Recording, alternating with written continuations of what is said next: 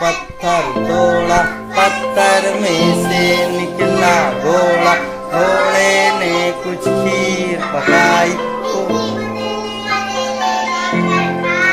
इतने में एक उल्लू आया, उल्लू ने ये खेल दिखाया। उसने अपनी मुट्ठी खोली, मुट्ठी में से निकली झोली, झोली में से निकली बिल्ली, बिल्ली चलकर आई दिल्ली, दिल्ली में कुछ मक्खन पाया, ये मक्खन मच्छर ने खाया, मच्छर ने फिर छुट्टी पाई, नैयर ने ये नज़म सुनाई। शाबाश, वेरी गुड, बजाओ ताली।